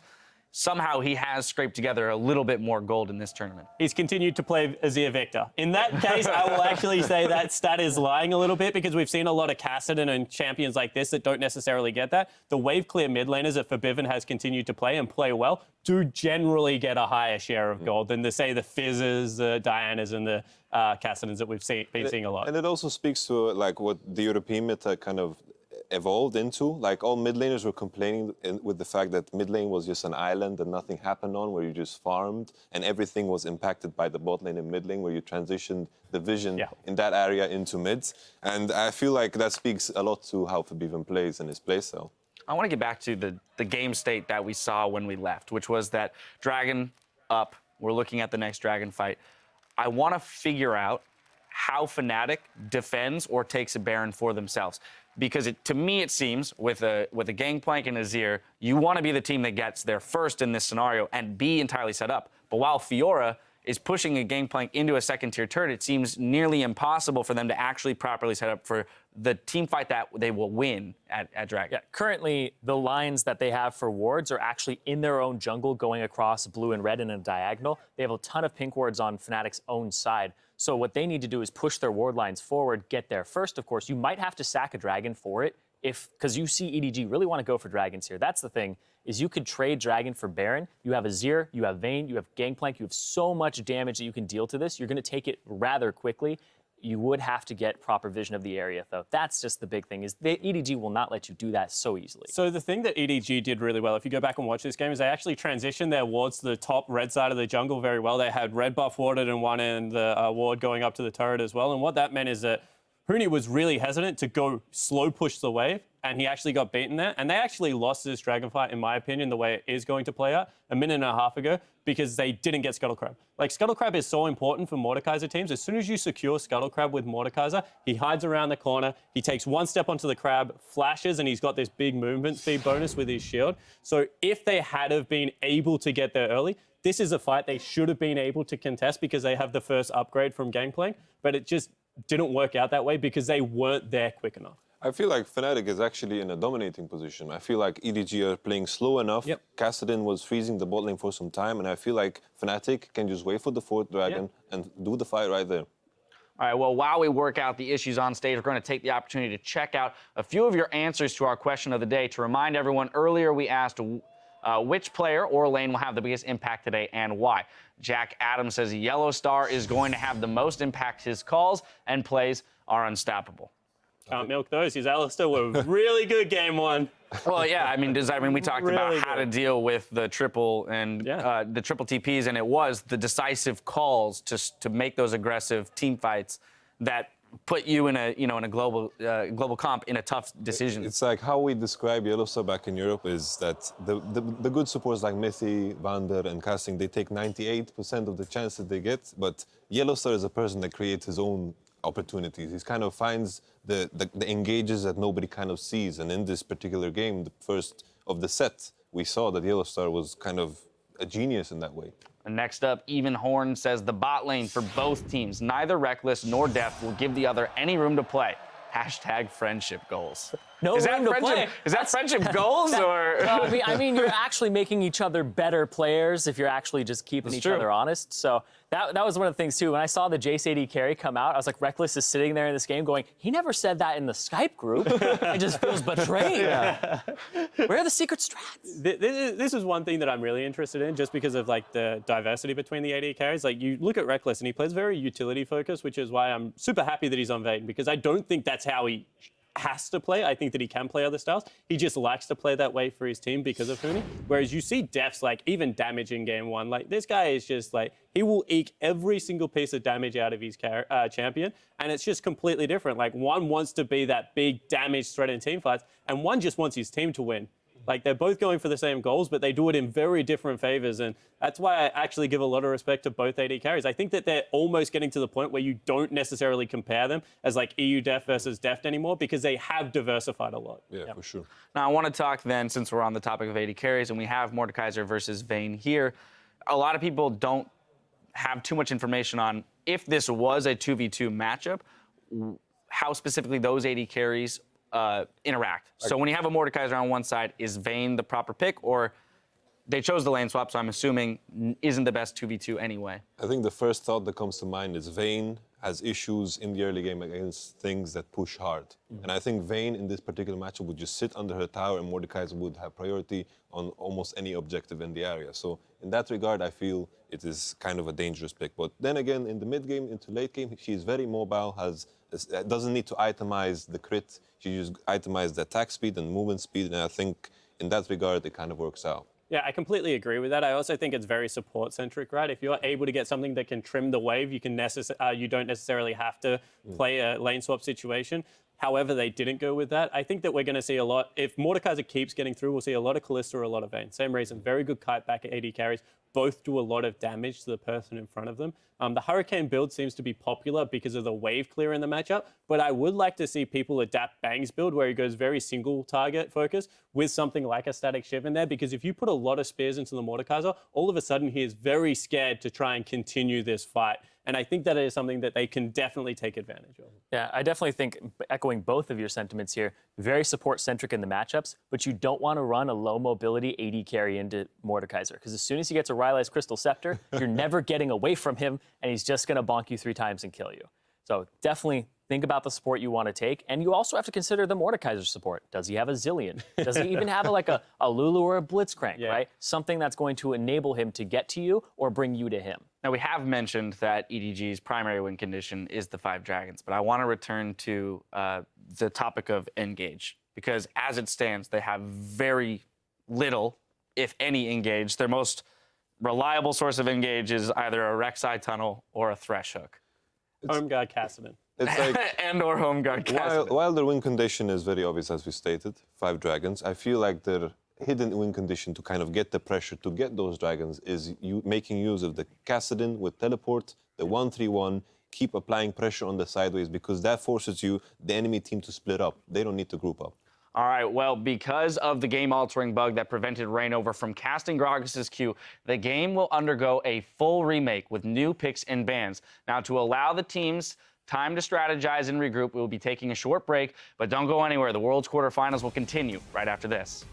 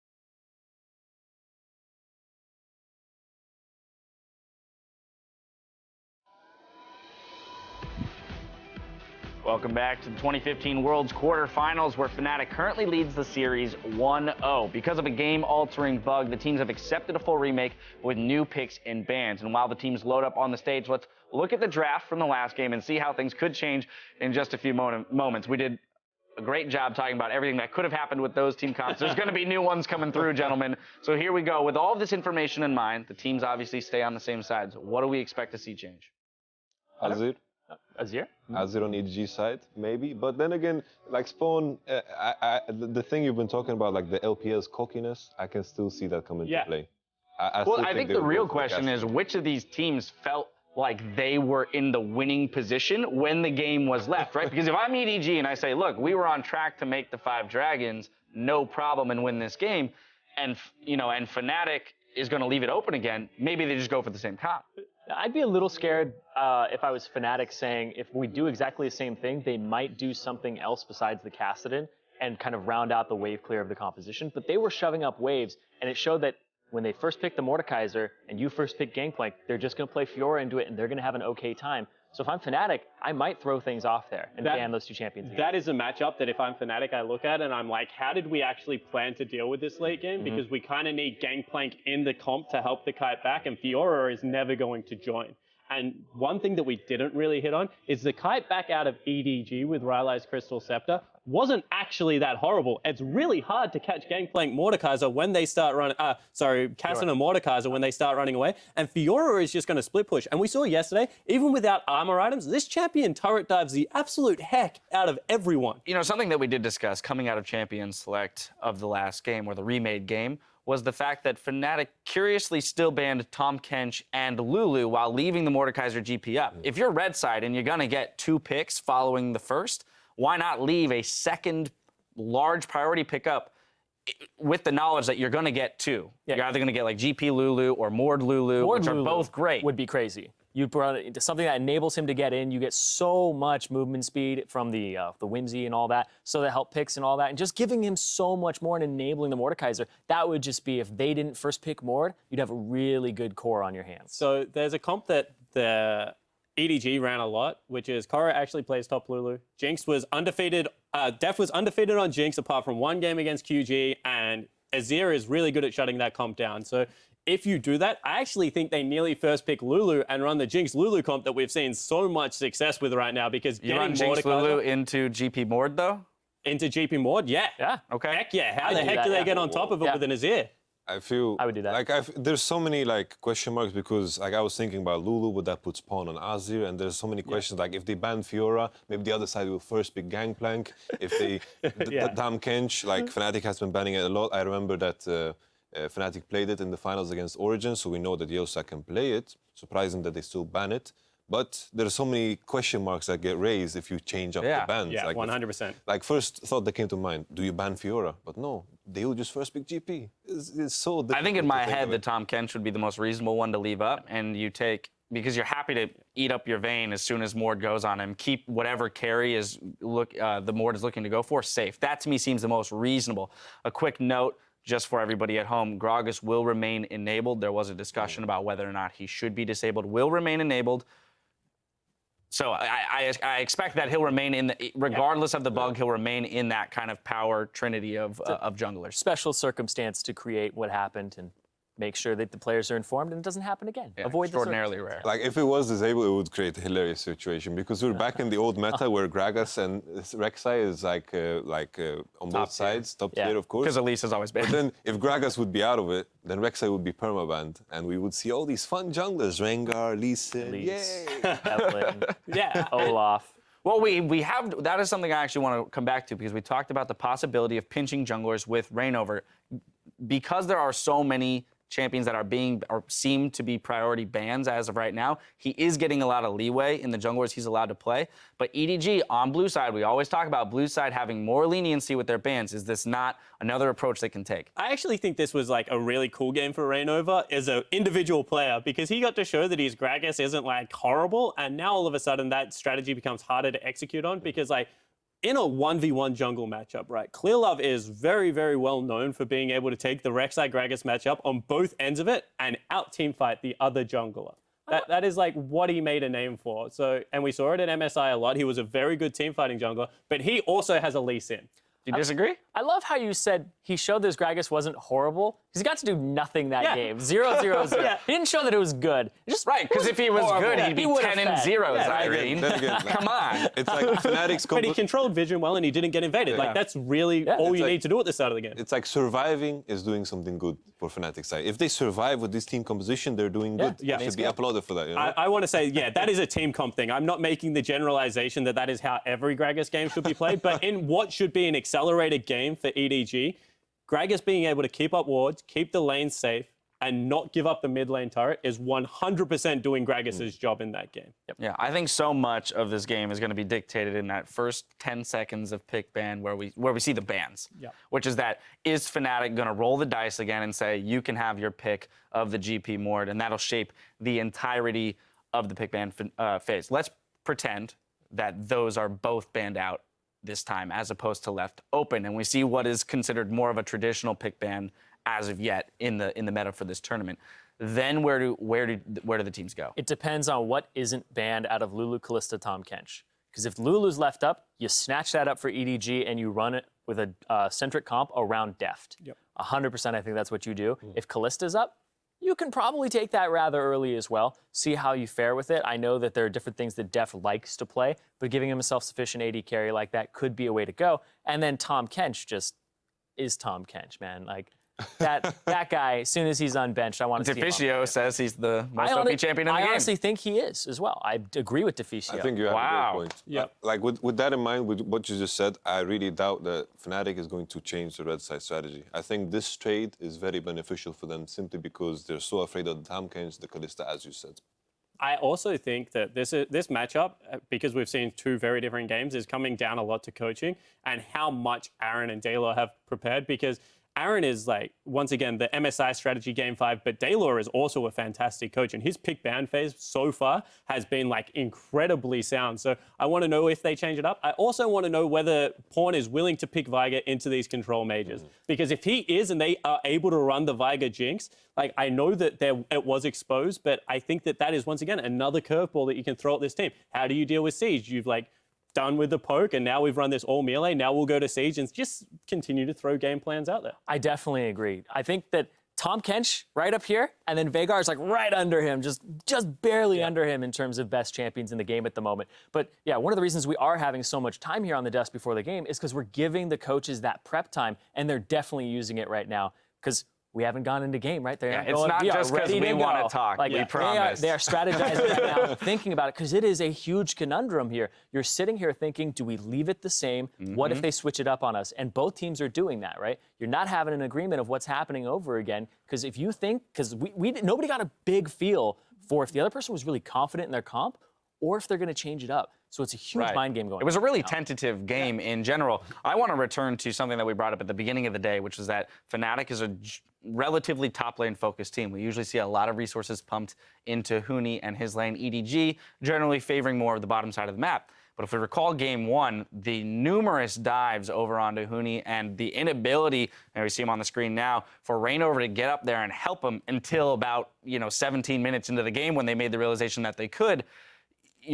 That matchup specifically here when he was playing GP as well against the Fiora, getting pushed in consistently, all of a sudden this top lane matchup seems more tilted in EDG's favor. Well, one thing I want to point out, and we spoke about it a lot, in our opinion, Fiora is like S-tier top lane right now. Yeah. And kind of like Elise, if you bring any other jungler to Fiora's lane and you get the 2v2, that is a one skirmish just because of Fiora's skirmishing potential. She gets to choose, unlike a lot of champions, every 3 seconds whether she wants to go in or out. Like, I just cannot stress how important that is to decision-making process. And to Reignover's credit, he was there every single time they wanted to start the gank in game 1. He was just like that half a second, kind of like yesterday, that half a second too late. And the Fiora just wins out in the 1v1 matchup. 4 minutes to champion select. Just want to throw that in there. That's the ETA as of right now. Back into the matter. It's also like the fact that I feel like Krylov and Koro are actually working together. Like with Amazing J, there was very low amount of teamwork. Krylov, it felt almost in the way like, oh shit, I cannot gank top. I just gank bottom, level 2 gank, do some crazy stuff.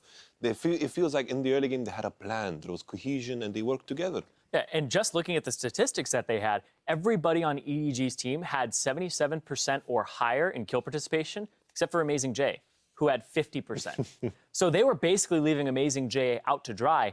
And if you look at it on the flip side, everybody on the side of Fnatic has less than 70%, so they're very skirmish focused, but we're seeing more team fight out of them. Yeah, one thing I do want to point out is that Amazing J is a split pusher and Korra is the captain. So when you have the shot caller and captain in jungle and top lane, and like it's such an important map, you can nearly guarantee that he's going to be like, you need to help me against Huni because Huni's still a class act and like one bad performance isn't going to keep the guy down. And you even saw that one bad 10 minutes of the game didn't keep him down for the next 20 minutes of the game even. But yeah, once again, that's just credit to being able to swap things up on the fly, going from a split pushing top laner to a top laner that needs help and being able to pivot on that. Yeah, and one complaint that EDG was having was that they were not communicating during the group stages. And when they threw Koro back in, their comms cleaned up. Their captain was back. He was facilitating the conversation. And as a jungler myself, that's what you need. You need information, even if it's just he used his Q, he used his E, he used his dash. What is my window of timing? Where are the wards? Communicate with me. And when somebody's giving me a ton of communication and information, I'm going to go to that lane because I know the opportunities that are being presented there. And I feel like that's what's going on between Koro and Clearlove. Yeah, we had some questions about, you know, how Koro would mix back into the team after being away for some time. But also, too, statistically, interestingly enough, in the group stages, Fiora wasn't banned a single time against EDG and yet wasn't picked a single time against Amazing J. So that's just another thing that Koro has brought to the team here in the bracket stages, is just the ability to pick Fiora and play it pretty well. Well, it's actually funny because you have Dyrus to blame for that, because rumor has it that EDG was scrimming TSM and Amazing J picked Fiora and Dyrus picked Darius and like trash can the guy, like to the point that he will never pick Fiora in a competitive game. And Amazing J actually credited him in one of his interviews when he picked the Darius into the Fiora matchup, because he was like, I used to think it was a losing matchup, and then Darius made me a believer with how badly that lane turned against me. So that's probably why he wasn't prioritizing it, because he didn't want it to happen again. I think it's strange throughout the tournament that we have seen so little Fiora. Fiora, what the heck? Because for us, every time we've seen a Fiora, we're like, oh my goodness, this is so broken. She's jumping around, healing, hitting vitals, doing stuff. And finally, a team is putting focus on it because, as you said, in these skirmishes, it's so strong. What is a bad matchup for Fiora? Nothing. There's nothing that Fiora is bad against, I can imagine. You definitely have to put in a lot of time on Fiora, though. Her mechanics are very similar to Riven's in terms of auto-canceling, using your Hydra at the right time, and having those windows, because you can do things like Q, input buffer, and auto-attack, get your E auto-attack, reset Ravenous Hydra, and then another E. There's all these different things, and then using Riposte at the right time and just having that reaction time as well as prediction and seeing what's coming out. So you have to put in the games. I also feel there was a tiny bit of confusion about build path on Fiora, because I saw an awful lot of Hydra Essence Reaver Fioras like rushing, and I was like, I don't know what the heck is going on here. Whereas it, like, from what I've known, the Koreans definitely have been going Hydra into Black Cleaver into defensive MR items to be able to boost that healing. And that seems to be much more successful, even against armor opponents. Yeah, you need CDR for those breakpoints on your Q so you can continually use it to reposition on people for vital hits. It's like we're saying that Fiora is a hard champion to master, but we have pro players playing at the World Championship. This is the time to show up with these champions. We cannot make excuses for the pro players. They need to figure out the builds. And this is where we're seeing it become a benefit to the people that have picked it up. So this, only serves your point, which is that the people who have managed to pick her up, we're seeing the power of it, because every time we watch it, we go, what the heck is happening? This champion is so strong. And as soon as Myron ran over that 4v5 in the SKT game, I was just like, what the heck is this champion? And like, it's so great, because if you run it with Gragas Fiora, it's pretty much a Janna in the team fight without having to give up like the fact that you have to run a disengaged support. All of a sudden you can run Alistar or Braum with it, grab great engage from your support, and still have that disengaged heal in the team fight phase. Now, the final set of players that we've talked about briefly, but not very much actually in this matchup, Mako versus Yellow Star. We've talked about the calls of Yellow Star, the fact that he creates advantages for his team and opportunities for his team beyond just taking the ones that are presented to him. I want to look at Mako on the other side of things, playing Thresh again this last game. A player that I feel gets overlooked pretty often on that team, but creates a lot for them. He's my MVP on the team. It's funny because when I look at like Niels and he's a rookie, then I look at Forbidden and he's a rookie, and I hear a lot of this term thrown out. Mako was a rookie. He wasn't even the starting support for their team. He was brought in by Deft's request because Deft loved playing with him. He was actually a substitute. And this guy just does so much around the map. Like his Thresh plays in game 1, he was saving people left, right, and center, the turret dive, the top lane play. He's just, honestly, he's a playmaker, and he's got like a calm, quiet demeanor, which people overlook and that we value very highly. Very modest. Yeah, if you were going to make a rookie team out of the World Championship, you'd throw Niels and Mako in the bottom lane for me, like 100%. I also think that Mako being the playmaker is a big thing for this team because he's a large part of how they start fights and how they disengage them. And like you look at Yellowstar, he's a great skirmishing player, right? He can start fights, but Mako is very versatile in the disengage portion of it as well. Mako has a really good sense of what fight they can take and which ones they can't take. And I really love that about him. And people are like, oh, he's at the right place at the right time. No, no, no. He sees this coming and he realizes that his players need help. And I feel that's a great instinct to have as a support. I feel like whenever we're talking about good supports, we're talking about the high. I got to interrupt because we've been talking for far too long. It's time to send it over to the casters to get us back onto the Rift. Thank you very much, Dash, and the rest of the analyst desk. As we do get into picks and bans, I do want to take a moment to clarify the situation and where we find ourselves. The issue that appeared in-game prevented Reignover from casting the GRAGAS Q spell, and the refereeing team, they did investigate and exhaust every single option to resolve the issue in-game, including allowing GRAGAS to die and attempt to resolve the matter. After the issue remained, Fnatic was then offered the opportunity to remake, which they accepted. That is, as per the rules, the remake will now include new picks and bans because team strategies were revealed, including playstyle. GRAGAS will remain enabled because of the popularity of the champion on the current patch, but we will state right now, if the bug does reappear, the champion will be disabled for the remainder of the tournament. So that is something just to keep in mind. We It's can only a very apologize. rare bug. It is, and we can only apologize to the teams, to everybody watching. The remake will be starting shortly with picks and bans. So let's shake this off and talk about Mordekaiser and, in my opinion, GP. Do we think teams are going to allow both of these champions to once again go through picks and bans? Well, I mean, we saw from Fnatic, their bans were Lulu, Kalista, Tahm, Kench. If they want to do that again, I want to see Tahm, Kench, and Kalista being banned first and have that Lulu as the potential bait against EDG.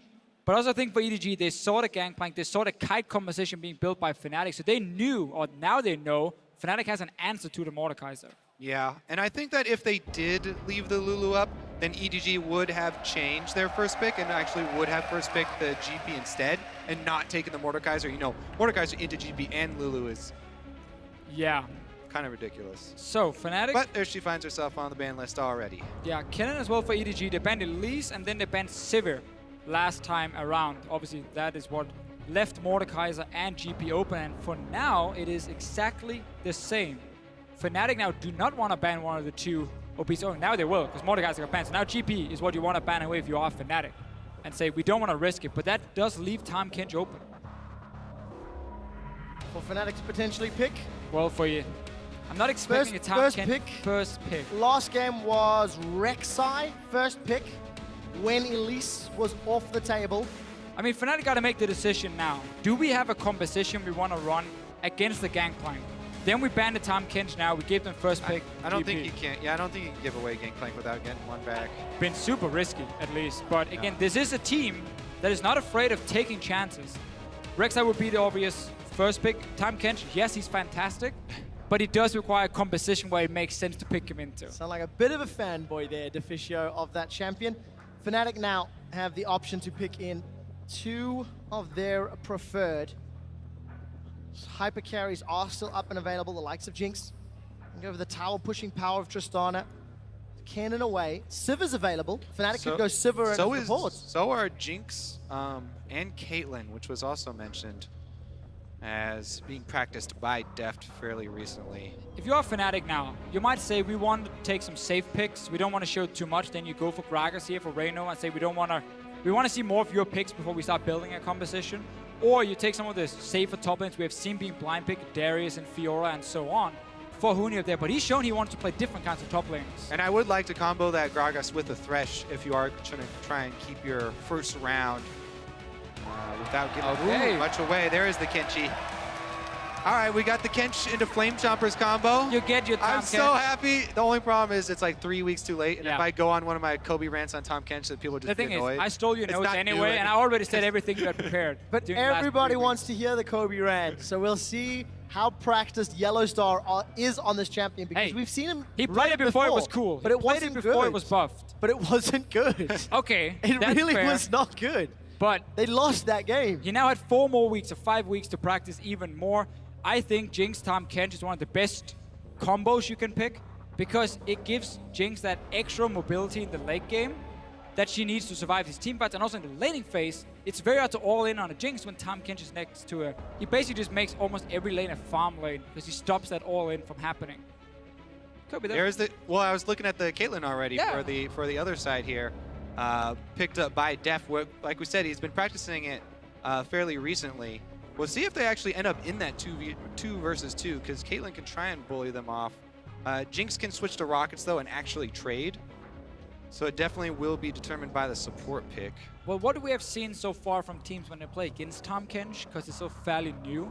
They pick some all-in comps, like, oh, we're gonna play like an Annie Kalista lane, and we're gonna try and all-in the AD carry. Tom Kench eats it and says, no, that's not gonna happen. Caitlyn, on the other hand, is a lane where you're gonna push and push and push all the time. I think that's way better against Tom Kench, because he doesn't offer any sustain for his AD carry outside of Relic Shield. So poke them down, poke them, don't all in. That's what Caitlyn offers. And we're going to see the Riven for Huni. Fembevin will secure Gragas once more for Rainover. Interesting with the top lane carry here into the Fiora. This is going to be such an interesting skill match between Riven and Fiora. Once again, though, I think there may be a lane swap brewing. I think there's a good chance we see Morgana as well, and us instantly just locked in So here. this is what we were also talking about. When you have Caitlyn going for that siege, you want to combo it with something in the mid lane that really supplements the siege. And Veigar, we've already seen it many times by specifically the North American teams putting in a lot of time on that. But Pawn has been practicing it heavily in solo queue, and EDG will try, group up early, knock down the outer turrets, but also, while they're knocking down the outer turrets, fish for that binding, fish for that cage to try and get that pick. And yes, Tom Kench can eat somebody out of a binding, but the cage blocks off a huge zone. Still, Tom Kench, to me, is a very good Veigar counter due to the fact he can remove that one-shot potential from Probably happening. burst. However, EDG are not looking necessarily to one-shot someone. They're looking to zone you off your tower Exactly. and take your tower. It's about the area And that you can control. You cannot eat the tower. That doesn't work. That doesn't work. Have you tried? That was in your notes, Kobe, so I trust you now. Well, Febevin's got a couple seconds left to lock in his counter. He's had great performances on LeBlanc, and we'll see whether or not he can get some early pressure against Veigar. Here's the one thing. While I'm a huge Tom Kench fan, he is not the all-in-one tank. He is not a hard engage tank. So it's actually fairly risky for you to try and engage with Tom Kench and use the Abyssal Voyage. It's much better at cutting people off and sort of corralling people into a direction to control with the rest of your team. This is a very mixed composition for Fnatic. Yeah. You got the Riven split push coming in. You want to assassinate someone with LeBlanc, and you want to have these big kiting team fights with the Jinx Tom Kench. So it's a bit of everything for them. The problem is if they want a 1-3-1, Jinx wave play in the mid lane. Again, she needs to get in there with the rockets. She can't clear really far away from. Yeah, the thing is, I want to reiterate this one more time. It's a bit of everything except for really hard engage. They would have to have Flash with Riven or some crazy Gragas ultimate, because if Tom Kench Abyssal Voyage into the back line, he gets stunned with whoever he brings. And he wants to be in the back with his AD carry. Exactly. If you put up the cage, you can stun them both. He can't save anyone if he's stunned as well. He has to get his own Merc Treads. He has to get some sort of QSS or McHale's or something to pull that off. Luckily, on the side of Fnatic, they have shown a penchant for engaging at the right time in the right place, and they'll need to keep that up. Guys, this is the remade game 2 of this best of 5. Hashtag EDG win with that Veigar mid, or hashtag FNC win. The Yellow Star will get his hands on the Tom Kench. Vision and flanking going to be so important for Fnatic. They've done it in the past when Huni has played Riven. They've shown they have an ability to get him to TP into the jungle and hop over walls. And they may need to do that again to get behind that baby cage that Vaga can put down. Yeah, the early game is so key in this matchup. When you have a siege composition, if they do well in the laning phase and get to rotate the AD carry into mid and start this siege on your tower, there's often very few answers other than like a TP flank happening. If that fails, you fall so far behind. But the same can be said for EDG here with their comp. If they start losing lanes to Riven and LeBlanc, the crazy pick potential for Fnatic can just run over them. And this is the thing, Jinx can take a turret very quickly, so Fnatic can trade objectives fairly efficiently as well. Face checking here. This is Get risky. the deep wards they've been seen coming in. And Fnatic did a similar thing in the previous game. EDG have adapted. They're gonna get Reckless and Yellow Star. Oh, it's got to pay off. Tremor Sense is showing 2 members of Fnatic nearby. EDG very patient. They saw the ping on 2 guys with the Rek'Sai, so they know it's not 5 members running from Fnatic, but EDG is still A brush with death there. not gonna pull the trigger. And they escape. Fnatic get Maybe they deep I don't wards know. down. They know the wards are in place, so EDG, I want to shout out to my boy Freak. are they gonna look for the lane swap? Or will they use the warning information to dance around the Okay, vision? so basically, yeah, as you just said here, they want to dance around where the wards are being placed. It's often the same ward placement you see when these invades happen. 3 of them down to block every entrance towards the lane, so Fnatic didn't spot them. Sneak up there, but so it's going to be a 2v2 top. Huni gets his one-on-one down the bottom lane as well, so we have these insanely snowballing matchups between a Fiora and a Riven, where the first gank can basically decide the entire early to mid game between these 2 guys. Meanwhile, look at this huge advantage here. Tom Kench absolutely annihilates Krugs there with the giant AoE, and they're going to be a camp up. Caitlyn likes to start shoving the wave, though, so Def tried to get there as soon as possible, auto-attacking the wave. You charge up your headshot every time, obviously, your headshot is charged up. Look for your harass trade. Mako lands the first binding, but Yellow Star says, nope. We're gonna see that a lot, I feel. Yes. Def and Mako are more looking just to poke with the double range against them than all-inning. What you normally could do with Caitlyn Morgana is you land the binding, follow up with a trap, and someone is stuck for such a long time. Another small thing, notice here Reignover, he started on the top side of the map, so he's gonna path down towards the bottom side. That's gonna apply pressure on Koro if he's gonna push his lane. Yep, it's all about that minion wave control up top. When you have control as a Caitlyn lane, especially with Morgana at your back, you can be extremely aggressive, just like Huni. Really bad trade by Koro right here. He walks in into stun range of Huni, then uses his block basically for nothing. It's an instant ability, obviously, for Huni with the stun. You have to be super quick on a Fiora. Exactly. Close to impossible for him to pull off here, and he really failed it big time. Koro's backed, picked up some wards, and a pot is now under CS from Huni, but the wave is pushing towards Koro, so Huni gonna be needing to overextend. But luckily, Clearlove is on the complete opposite end of the map. Yeah, even though that trade evens up teleports, Huni's got such an experience advantage here working with it. He will also probably be able to go up and clear out that pink ward that Koro placed in the tri-bush. So that while the giant wave is there, so that would be some extra value added. Pretty deep ward here on the Wraith camp as well. Clearlove was able to get a little bit of deep vision over on Reignover's side, and that will be the next camp that Reignover goes to. So EDG will have information on Reignover's whereabouts fairly shortly. Well, we get a good start for Huni in the bottom lane. Top, again, is what we mentioned, how you can keep pushing it in. If you are the Caitlyn Morgana lane, just keep trading. 2v1 against both Tom Kench and then the Jinx, and it's hard then to reply if you are Fnatic. And really also with this Morgana pick, it's funny because a lot of these champions for EDG that I haven't shown before in this tournament, they have been spamming them in solo queue. Morgana was there for Mako, Caitlyn for Def, Veigar as well in the mid lane, and this is gonna happen over and over. And Rek is a little bit confused. Small miss, small miss. Aim small, miss small. We'll see if Reckless can find his aim later on. Reignover spotting Clearlove in the jungle will give some information. Huni actually gets caught up by that riposte. Another matchup I want to touch on is that mid lane because Veigar is such a game changer. If you allow him to stack up early, and the only way to disallow him from stacking up early is to force him to trade in lane and go for those aggressive moves here. Forbidden on LeBlanc, on the Assassin, has the ability to do that and try and go aggressively. You can see already, Pawn even expends his early teleport in mid lane defensively just to pick up more magic resistance. so that he can try and use more of his mana for stacking up the ability power. Reckless is playing Let's Catch the Dark Binding game. Almost every time we peek our eyes up here, Reckless is being saved by Yellow Star. That mana pool slowly burning away. And of course, Reckless losing out on CS. Huni is now once again going aggressive. Trying to use those broken wings to his advantage. And Koro sidesteps the second. Proc does not sidestep the third. The shield comes up from Huni, and the key strike will at least delay the rest of that trade.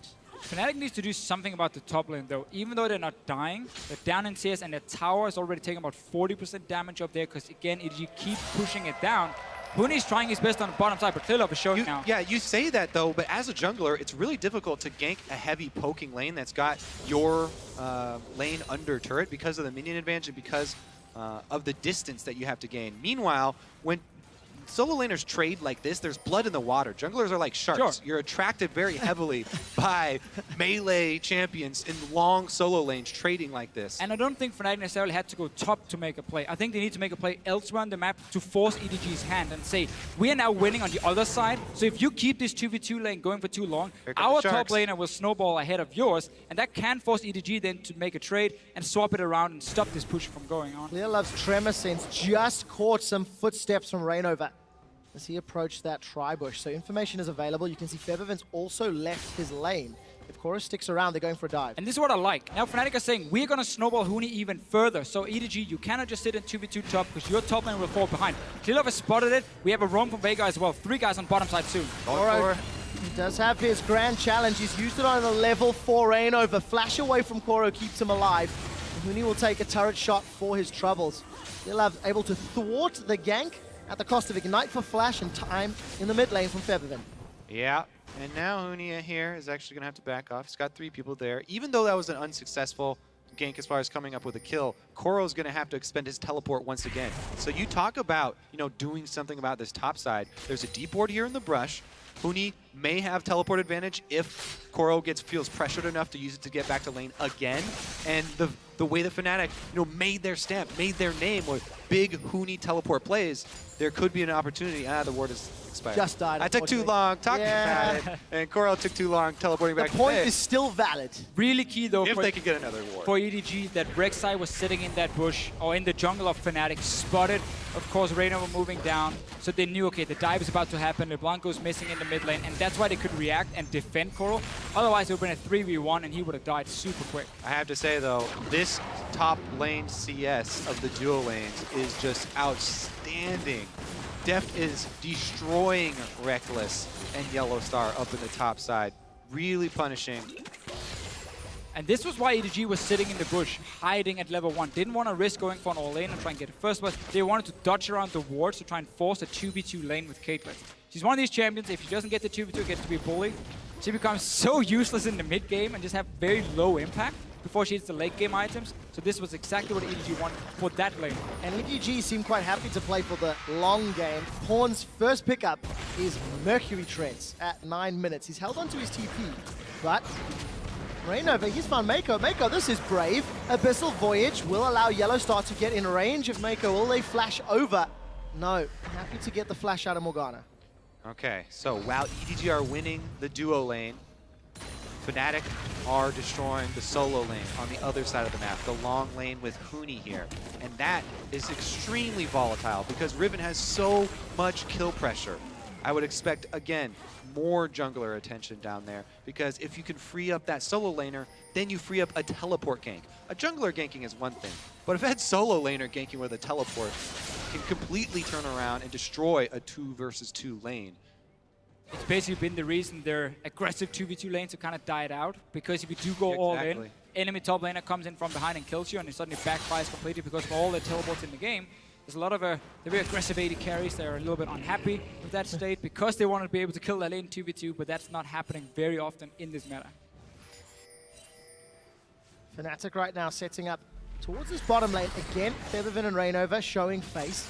Huni's got a minion wave to play with, and I think they're going to turn their attention onto Koro. He's going to be in a little bit of trouble. Grand Challenge comes down, Body Slam connects. Koro will get dropped, and it's first blood to Fnatic. But Born will teleport in and get himself one back. Huni's on the way out. Will have that broken wing slash to get more. Huni does get dropped by Clearlove. It's a messy fight so far. 2 for 2, and it's jungler on mid lane action. Featherman with double buff gets a triple kill. Gets out. Again, Fnatic, they return to the point of power, try and make the proactive play there. And again, Huni teleports up. Look, a deep ward in the side brush. Huni revives in 10 seconds. He could teleport right up there and try and turn that around. There's no flash on Morgana because they caught her out in the jungle. And again, this is exactly what Fnatic wants to do. When you have a losing lane one side of the map, you gotta make plays on the other side. You can't gank the one. They go for Koro, 3 guys moving down. EDG, once again, they read the situation, but they're reacting a lot later because they didn't see Fnatic as early as they did before with the first dive. Featherman plays one really well. He knows he can take down Clearlove in the end, so stays very close and almost baits him to just stay and fight him. Man, so away the last auto. jungler, that's not fair. Well, managed to make it work. Featherman completes his Sorcerer Shoes and Morellonomicon. 30 CS advantage for Huni and a level advantage, but no teleport top just yet. With the deep wards here as well by Fabivin. This one on the red.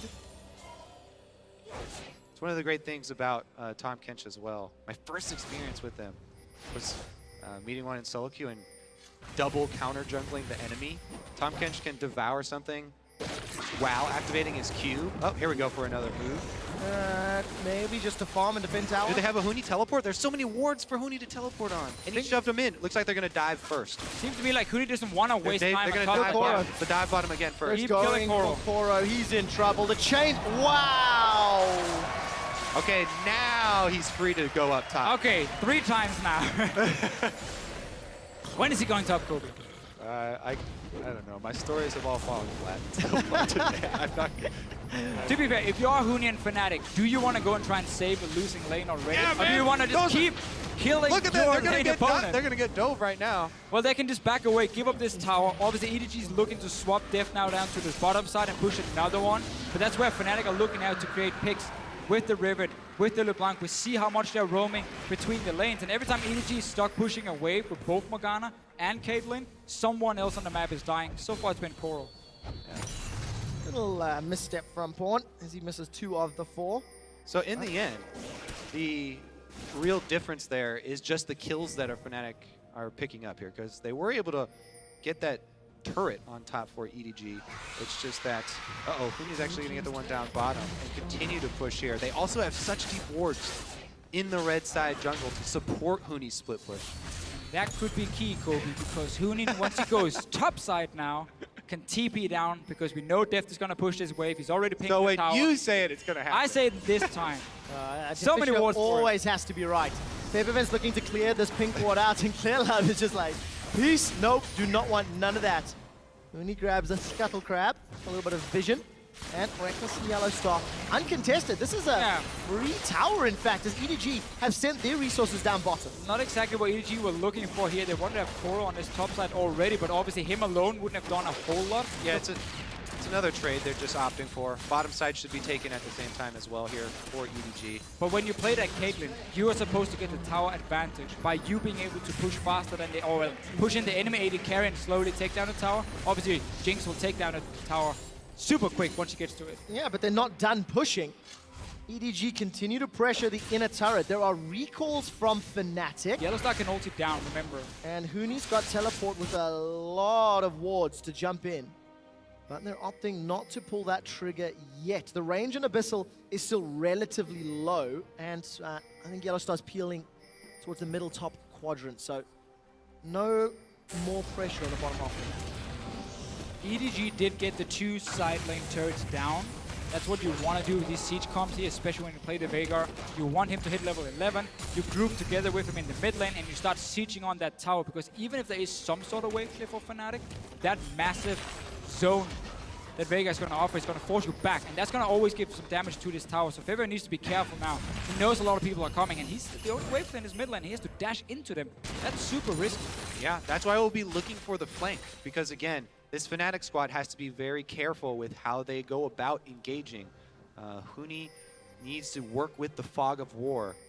Riven is all about the flashy plays, you know, coming in very quickly with the dash. So once Huni's flash comes back up, then maybe they'll look for one of those plays. At least you need to have teleport ready, and when you know the siege is going to start happening, you need to have put wards in advance. So you have wards on the side of the mid lane. You can see the 2 here near the mid lane tower of EDG. That's something Fnatic could use to stop a potential siege from happening. And Huni, all in again, he's 2 levels above. Yeah, big difference. That Bee of Sword helping out. Koro, I think, got a pretty good riposte there, but doesn't matter. Huni's got such a strong advantage. Just hit a 3-level lead for the time being, and as my math is completely horrible, it's 50, 60 CS advantage for Huni. And Reckless is even caught up in the bottom lane. All right, well, let's see if he plays a bit more safe here. Deft into his third. He should be fine. The other important factor in controlling vision, Deficio, that you point out, these mid laners, either one could one-shot the other if you're in the fog of war. So either one has the ability to 100% if you get that vision advantage. So there's going to be such a fight over the true sight, especially around these mid And a lanes. fight in top again. Koro's going low. Huni, that's a good fast trading. And Huni follows up. But they support Clear Love and Pawn want to chase him down, and they will not. A little bit hyped about the flash. In the end, it didn't do anything, and it died anyway. Look good, though.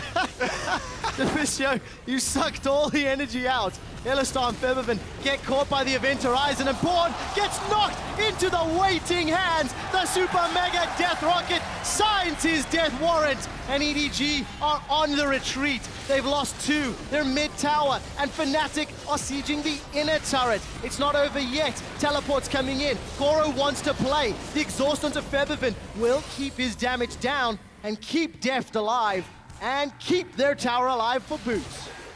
So what's been happening in this mid lane here for Fnatic is that Febiven had full control of the lane. He keeps pushing it down, making it very easy for Fnatic to keep deep vision in the jungle and set up a dive like this and prevent EDG from ever grouping. Honestly, what's happening is Huni wrecking Koro. That's also happening. That's also happening. But look at the dive they can set up because they have all the control of this jungle onto.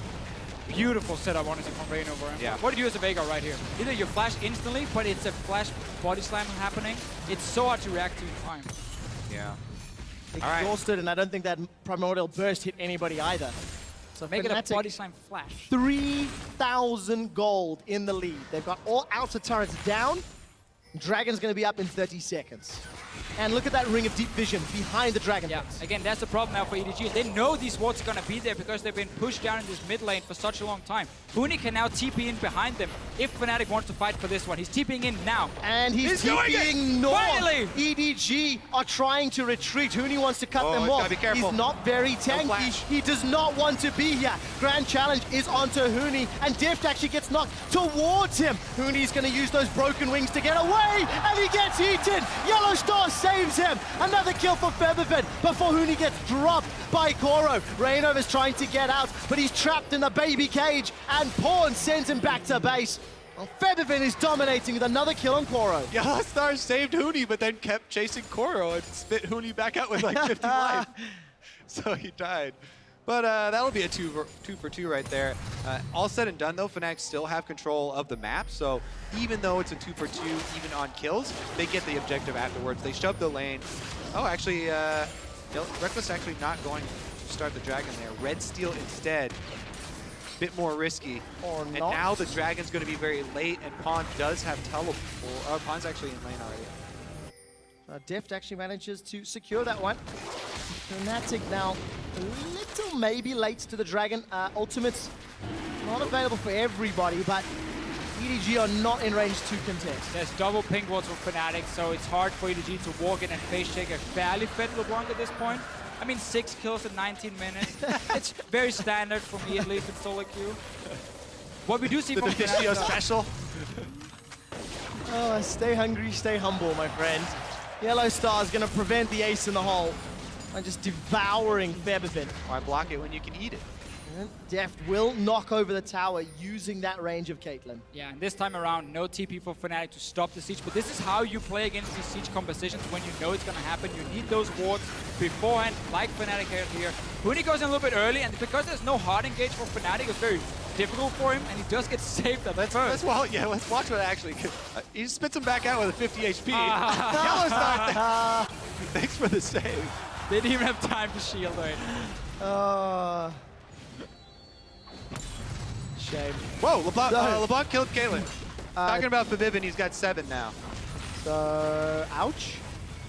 Deft 0. Now he's fed. Tell us, Deficio, what exactly happened there. Give us the QW. I think there was some QW, maybe QW, some dead. R in there. Wow, Reno was gonna find Clear Love. Defensive flash. Huni actually popped that ultimate. Didn't manage to follow through because Maiko found the Dark Binding. And Fnatic are now just playing really free and loose. They've got the freedom, they're far enough ahead, and there's not a lot of resistance that can come up yet. And I think with the momentum they have, with the amount of control that they've just gotten, this huge lead that Fnatic are building, they need to fortify that. They need to start getting up that vision now. Because if they close the loop on the vision and they black out the map here for EDG, then there's just almost no move for EDG. They have to just... and he burns to death. They have to just group up. EDG, this is a team that has to group up and try and use the poking, try and use the bindings and cage to land. And it's supposed to be fairly safe to get the outer turrets down. You know, you can have pink wards in the river yourself to try and avoid some of these deep wards that can flank you.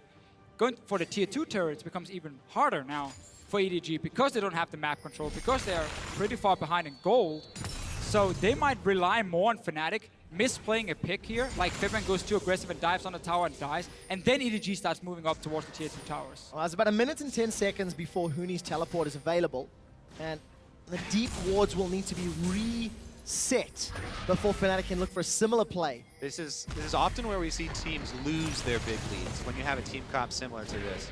What Fnatic needs to do, all they have to do is keep EDG bottled up for long enough. They already have dragon stacking. They have 2 dragons already. Control the neutral objectives, and you continue to draw EDG out. Continue to make these picks. Continue to get the LeBlanc 100% to 0. Continue to get Huni isolated with Koro. 4-level difference between Koro and Huni right now, and nearly 100 CS. I believe that's called the Flame Horizon, if memory serves. Yes, yes, sir. Now, one of the things amazing Jay, the poor guy, was criticized for a lot, was dying like this against the enemy top laner. But funny enough, it's the same kind of setup, where the other team is sending 2, 3, 4 guys to dive him and kill him and shut him down, because top lane gets out of control very, very easily. We see here, EDG tried to defend Koro, but they were always a step behind, and therefore it's the same result. Top laner falls super far behind. Yeah, I mean, it's kind of a which one came first, because he is also the reason Fnatic are sending people to dive him, is because he's losing trades to Huni in lane, and Huni's pushing him under turret and prepping him to get destroyed. What Fnatic also wants to do now, though, is prepping that Baron, because as a poke comp, if you have to face check in towards Baron, you really hate it. Yellowstar, he's eating clear love. He is, but his Grey health is being burned through. The barrel pulls Maiko backwards, and a big AoE. Maiko's been tagged, and a quiet taste will not even be needed. Get excited with Reckless, and Feathervin cleans up. Fnatic find 3, and in a turret, and they can even go for Baron. Fnatic just stayed around the Baron, then walked into the jungle, and EDG is trying to get control back. But when there's so many things that can just kill you so easily, and so much mobility on the side of Fnatic with Riven, LeBlanc, and even the top Kendrick can just walk in and eat you and spit you back. It is so difficult to regain that control. You were a siege comp. You were supposed to get a big tower advantage, and you got nothing. All right, we'll take another look at it. You catch the Kench. He's got 2 health bars here. So Grey health goes up, and teleports come down. Pon actually uses everything on the outside here. Fabibin just walks around, and all of Fnatic teleport in. They continue the pain train and crush EDG under the turret and take it afterwards as well. All right, now we have a minute. What a game from Fnatic. They've got Baron now. Every single one of their lanes is winning, despite the trouble that Reckless and Yellowstar had early. They were able to put pressure on the side lanes, and they've got him relevant. Well, if you have a losing 2v2 lane, Morgana Caitlyn, pretty hard to gank. Why not just go down and kill the Fiora over and over? You have Riven. Well, when you put it that way. I mean, come on, that's how the game is, right? You just go kill someone. Split pushing with Baron buff taking effect here. Huge 10,000 almost gold lead here for Fnatic. So, we have seen 3 new picks from Def today. And I just have to say, the Jace, I didn't see anything I liked. He did nothing in that game. The Mordekaiser, his dragon control was terrible. I'll give him 1 out of 10 for that one as well. Harsh. So far, the Caitlyn, he did his job on the Caitlyn. To be fair, he pushed in the wave over and over. He got the tower. So the champion you were the most excited about in terms of his solo queue prep this week is the one you're giving the highest ratings? Out of 10, what do we think? I mean, he couldn't really do much else right, but he gets a 5 out of 10 for that one. Okay, 5 out of 10 for He gets Caitlyn. 5 out of 10? He took Now, 2 towers down. His team is losing. Huni has still got that 4-level advantage and pushing the bottom lane, gentlemen, while the rest of Fnatic are pushing the middle lane. I'd like to get the scoreboard here for Huni in a moment as Koro's got some help from ClearLove, but Febiven's joined the fight. He's taken down the tower and is looking to kill Koro once more. The rest of Fnatic are going to focus down the inhibitor as Rainover gets caught out by a Dark Binding. Not going to be enough as the Wind Slash hits pretty high health targets. Not going to secure the kill. Reckless has got the tower in the mid lane. Inhibitor falls bottom. The base is breaking and there's nothing EDG can do. One hit forces Def to retreat. The Event Horizon comes down and the Christmas presents look to be Fnatic's as they are going to take a second inhibitor and get themselves out unscathed. All due to the Tom Kench. Wasn't that right, Coop? Actually, it's all due to Riven. I said every time we see Riven's in the game. So, if that champion is in the game, go gank her. Hey. She's going to snowball one way or the other. Huni had an okay start to the game, sure. But Febiven, to me, really is the standout guy. First game as well, he had such a good performance. This one, he's roaming from the mid lane, he's pushing it down 24/7, walks down bottom lane, he's part of every single kill, basically. Fnatic is getting except for 2 kills, I just noticed, but he's been part of almost everything else. And this guy is on fire this tournament. I would even say he's been the best performing mid laner in this tournament alone. Not saying he's the best in the world, but in this tournament he's been looking fantastic. Don't step on my territory there, Deficio. Do you want to say work at the moment? And as you mentioned, allowing Fnatic to continue pressing their advantage. Baron has worn off, and Fnatic are just grouping in the top lane. It is just a matter of time before they get to their 3rd and final inhibitor. There's been no reservation, no hesitation, no signs of weakness for Fnatic this game. Double pink. There's a sign of weakness. Yep, there we go, a little mistake. Just wanted to test the strength of that baby cage. Febiven's gonna eat the Primordial Burst and lose a major chunk of his hit points. But he does stay alive. Huni's gonna pull enough threat to buy some time. The rest of Fnatic to at least look to take this tower down in what is still a 4 versus 5. Yeah, I mean, Febiven's not running teleport on LeBlanc, so Fnatic going to take it fairly slow and easy here. 4 versus 5.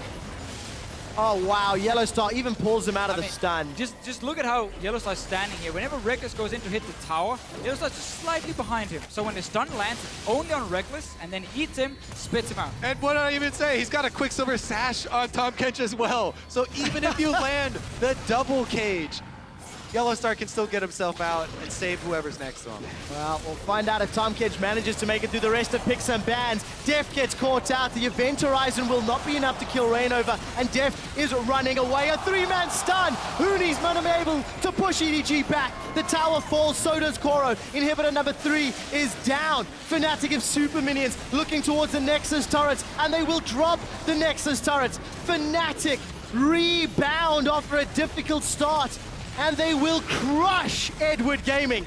Nexus turret is a matter of time as Fnatic take the lead 2-0 and are 1 game away from a semi-final and a top 4 minimum at Worlds.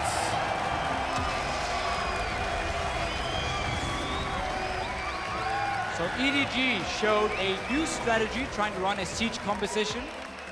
I would like to hear the analyst desk talk, especially Spawn, about this one, because I remember when EDG came into MSI, we were watching some of their games, and when they tried to run like siege comps, it often didn't work for them at all. They never really had enough control on the map and would just get killed and get into big team fights. They tried to do it now. Obviously, we're talking from